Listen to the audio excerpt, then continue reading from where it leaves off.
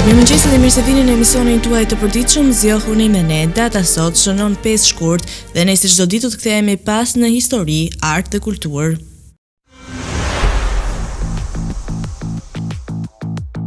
Mëngjesi i 5 shkurtit ka sjellë ngjarje të rëndësishme për gjatë historisë. Një prej tyre ndodhi në vitin 1919, kur u themelua Liga e Kombeve, organizata që synonte të ruante paqen botërore pas luftës së parë botërore, duke shënuar një hap të madh në diplomacinë ndërkombëtare.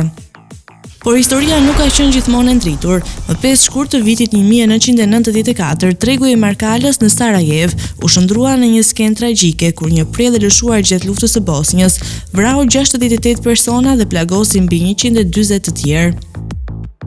Ndërkohë në vitin 2003, sekretari amerikan i shtetit Colin prezantoi para Kombeve të Bashkuara të ashtë quajturat prova për armë të shkatrimit në masë në Irak. Ky moment shënoi fillimin e një konflikti që do të ndryshonte gjeopolitikën botërore. Në një tjetër dimension historik, 5 shkurti i vitit 2019 shënoi një ngjarje paqësore dhe simbolike. Papa Francesku bëri historinë duke u bërë papa i parë që vizitoi Gatishtullin Arabik, duke mbërritur në Abu Dhabi me mesazhin e bashkëjetesës fetare. 5 shkurti është dita 36 e kalendarit gregorian. Kështu që deri në fund të vitit kanë mbetur edhe 329 ditë. Ngjarje 62. Tërmet në Pompej, Itali, 1919. Charlie Chaplin, Mary Pickford, Douglas Fairbanks dhe D.W. Griffith themeluan United Artists. 1958. Gebel Abdel Nasser u zgjodh presidenti i parë i Republikës Arabe të Bashkuar. 1974. John Murtha u bë veteran i parë i luftës së Vietnamit, i zgjedhur në Kongresin e Shteteve të Bashkuara. 1979. Khomeini, prisës i revolucionit islam, shpall Iranin shtet islam. 1994. Byron Della Beckwith u akuzua për vrasjen e udhëheqësit për të drejtat civile Medgar Evers në vitin 1963. 1994. Gjatë luftës së Bosnjës dhe Hercegovinës, 60 njerëz u vranë dhe rreth 200 u plagosën në qendër të Sarajevës. Gjithashtu në këtë datë u shënua lindje që lanë gjurmë në histori. Më 5 shkurt të vitit 1788, në Britaninë e Madhe erdhi në jetë Robert Peel, një njerëz që do të lindte gjurmë të thella në historinë e politikës dhe rendit publik. Në një epokë tjetër, më 5 shkurt të vitit 1914, lindi William Boru. Në një epokë tjetër, më 5 shkurt të vitit 1914, lindi William Boru, një nga shkrimtarët më të guximshëm të lëvizjes beat. Sporti gjithashtu fitoi një yll të madh më 5 shkurt të vitit 1934, kur në këtë botë erdhi Hank Aaron, legjenda e bejsbollit amerikan, i cili do të thyente rekorde dhe do të sfidonte paragjykimet racore. Në fushën e artit, më 5 shkurt të vitit 1964, lindi Laura Linney, një aktore që me talentin e saj brillant do të maniste audiencat në film dhe teatr. Dhe më në fund, më 5 shkurt të vitit 1985, lindi një nga futbollistët më të mëdhenj të gjithë kohërave, Cristiano Ronaldo, me talentin dhe punën e tij të palodhur. Ai do të bëjë një ikonë e sportit dhe një frymëzim për miliona tifoz. Lindje 1840. Lindi John Buot Duplon, hulumtues skocez. 1878. Lindi André Gustave Citroën, inxhinier francez. 1880. Lindi Gabriel Voisin. 1919. Lindi Andreas Papandreou, politikan grek. 1927. Lindi Tano Banushi, aktor shkodran i humorit. 1941. Lindi Ferdinand Deda, kompozitor dhe dirigjent shqiptar, artist i merituar, mjeshtër i madh i punës. 1946. Lindi Charlotte Rampling, aktore angleze. 1966. Lindi Rok Petrović, skiator sloven. 1985. Lindi Cristiano Ronaldo, futbollist portugez. 1992.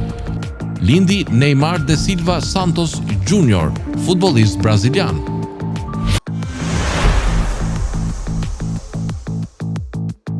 Por peshqurti ka qenë gjithashtu një ditëlam të mirash për figura të mëdha. Në vitin 1881, Thomas Carlyle, eseisti dhe historiani skocez, mbylli syt për herë të fundit, duke lënë pas një trashëgimi të pasur intelektuale. Në vitin 1927, André Maginot, politikani francez që u përpoq të ndërtonte një mbrojtje të fuqishme për Francën, u nda nga jeta. Në vitin 1999, bota humbi një mendje të ndritur, Wesley Leontief, ekonomisti rus-amerikan dhe fituesi i çmimit Nobel. Në vitin 2008, Maharishi Mahesh Yogi, mjeshtri shpirtëror që solli meditimin transcentral në Perëndim, u largua nga kjo botë, por mësimet e tij vazhdojnë të ndikojnë miliona ndjekës në mbar botën. Dhe së fundmi, më 5 shkurt 2020, legjenda e Hollywoodit Kirk Douglas, i njohur për rolin e tij epik në filmin Spartacus, u nda nga jeta në moshën 103 vjeçare. Vdekje 1679. Vdiq Jos van den Fundel, shkrimtar holandez. 1931. Vdiq Mihail Grameno, adhetar, publicist, shkrimtar e luftëtar shqiptar. Festa dhe përvjetore. Meksik, dita e kushtetutës.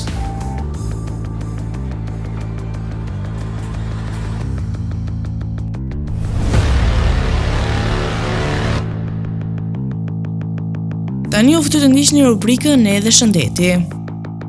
I pasur me vitamina dhe minerale, kastraveci ofron veti të shumta të dobishme dhe gjithashtu është veçanërisht i përshtatshëm për të gjithë ata njerëz që duhet të mbajnë një dietë të kontrolluar. Hipertensioni. Falë përmbajtjes së kaliumit, konsumimi i rregullt i kastravecave është në gjendje të favorizojë eliminimin e lëngjeve të tepërta me një efekt të dobishëm për presionin e gjakut. Ata janë pastrues dhe diuretik. Kastraveci është i pasur me ujë dhe kalium, pra një aleat i shkëlqyeshëm për hidratimin e trupit dhe për të kundërshtuar mbajtjen e ujit. Kastraveca gjithashtu ndihmojnë në pastrimin e trupit dhe eliminojnë toksina dhe substanca të tjera. Parandalimi i gurëve fal vetive të tyre pastruese, ato pengojnë formimin e gurëve në veshka. Konsumimi i rregullt i kastravecit ndihmon në uljen e niveleve të acidit urik, duke lehtësuar procesin e shërimit të artritit, një sëmundje dhimbshme që shkakton inflamacion të nyjeve. Ato ju ndihmojnë të humni peshë, pasi acidi tartarik i tyre është në gjendje të ndihmojnë në humbje peshe, pasi parandalon shndërrimin e karbohidrateve në ind dhjamor. Ato kundërveprojnë me radikalet e lira. Ky veprim është i mundur fal pranisë së antioksidantëve si vitamin C, beta-karotene, luteina dhe zeanthina. Kolesteroli ulët. Kastravecat përmbajnë sterol, substanca të cilat ndihmojnë në kundërveprimin e kolesterolit të lartë. Për këtë arsye, konsumimi i rregullt i kësaj perimeje promovon mirëqendjen kardiovaskulare, ndihmë kundër diabetit.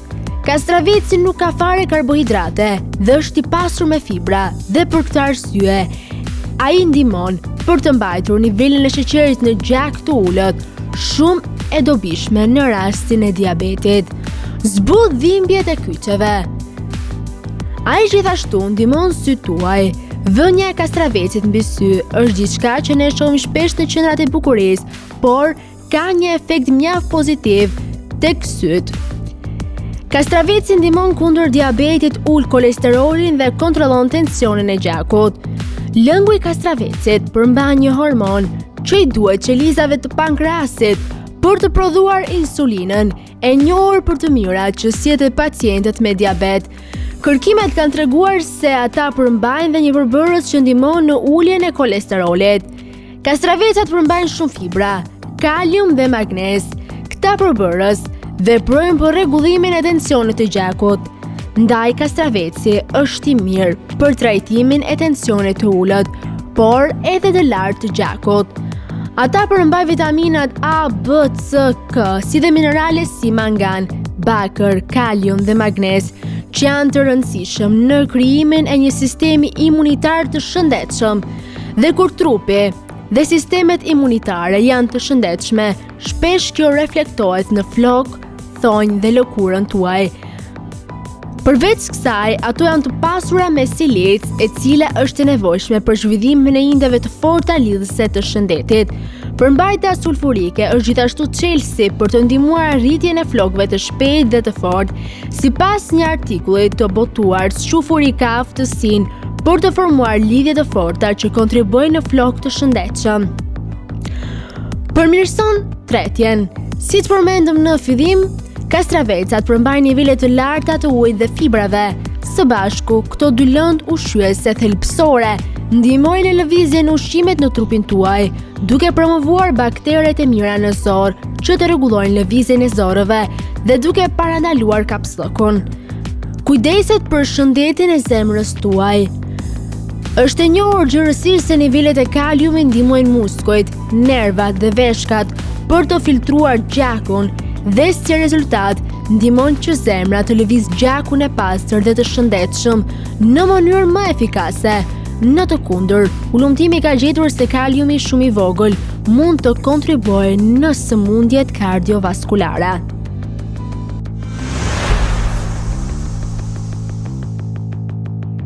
Për biografinë e sotme kemi zgjedhur të flasim për Kirk Douglas, historia e një legjende të kinemas. Në një mëngjes të ftohtë dimri, më 9 dhjetor të vitit 1916, një familje emigrantësh hebrej rus në Amsterdam, lindi Isur Danilovich, djali që një ditë do të bëhej një nga ikonat më të mëdha të Hollywoodit, Kirk Douglas.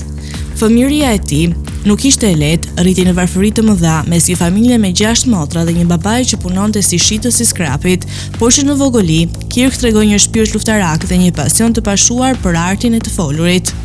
Me një vullnet të hekurt, ai arriti të ndjek studimet në St. Lawrence, ku e financoi vetë arsimin duke punuar si kamarier dhe punëtor fabrike. Më pas ai fitoi një bursë për të studiuar në New York.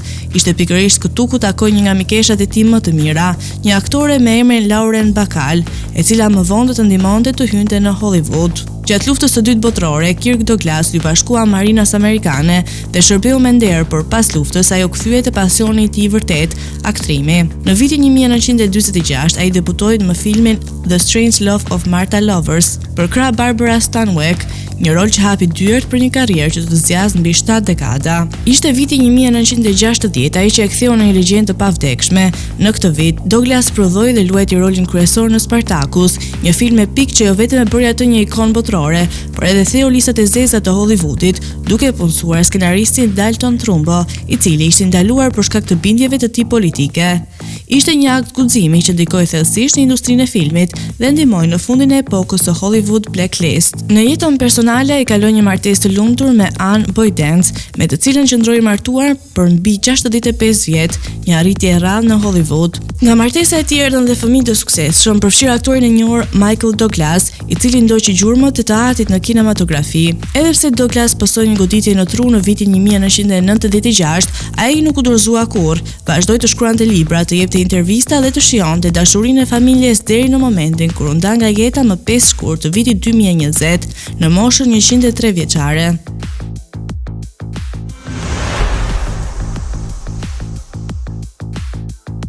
Do të vijmë me rubrikën Kuriozitete, ku sot të flasim për Albert Einstein dhe fëmijërinë e tij të heshtur. Në një bazitë të ftohtë të 14 marsit 1879, në qytetin e vogël gjerman të Ulmit, lindi një djalë i vogël me flokë të dendur dhe sy kureshtar. Prindërit e tij e pritën me dashuri djalin e tyre të parë dhe i quajtën Albert, por ndërsa ai rritej, ata filluan të vërejnë diçka të pazakontë. Albert nuk fliste si fëmijët e tjerë të moshës së tij. Në vitet e para të jetës, heshtja e tij ishte aq e theksuar, saqë prindërit u shqetësuan seriozisht. Ai nuk shqiptonte as fjalët më të thjeshta, nuk përpiqej të bisedonte me ta dhe shpesh dukej sikur ishte i zhytur në mendimet e tij. Fëmijët e tjerë në lagje tashmë po formonin fjali të plota, por Albert mbeti i heshtur, duke e për familjen të dyshonte nëse kishte ndonjë problem. Kur më në fund filloi të fliste, ai e bënte këtë në një mënyrë të çuditshme. Në vend që të fliste normalisht, ai përsëriste fjalit me veten, shpesh duke i thënë ato me zë të ulët para se të shqiptonte kishte me zë të lartë. Kjo sjellje shqetësoi edhe më shumë prindërit e tij, por mjekët e asaj kohe nuk kishin ndonjë shpjegim të qartë. Në të vërtetë ai kishte një mënyrë të veçantë të menduarit. Ai nuk e shprehte me fjalë çdo mendim që kishte, por analizonte atë brenda mendjes së tij përpara se të fliste. Ky proces reflektues dhe metodik do të bëjë më vonë një nga karakteristikat kryesore të mendjes së tij gjeniale. Një ditë gjatë një darke familjare, ndërsa të gjithë ishin ulur në tavolinë, Albert, i cili deri atëherë kishte folur shumë pak, papritur nxorri një fjali të plotë. E ëma e tij e habitur e pyeti pse nuk e folur më parë. Me një qetësi të pabesueshme, djali u përgjigj, sepse deri tani gjithçka ishte në rregull. Në vitet që pasuan, ai u zhvilluar normalisht, edhe pse vazhdoi të kishte një mënyrë të veçantë të komunikimit dhe të menduarit. Ai kishte vështirësi me autoritetin në shkollë dhe shpesh nuk i pëlqente të ndiqte rregullat e ngurta akademike. Megjithatë, ai kishte një mendje të shkëlqyer për matematikë dhe fizik dhe ndonse fillimisht askush nuk e priste që ky djalë i heshtur të ndryshonte botën. Ai përfundimisht do të bëhej shkencëtari më i madh i shekullit 20.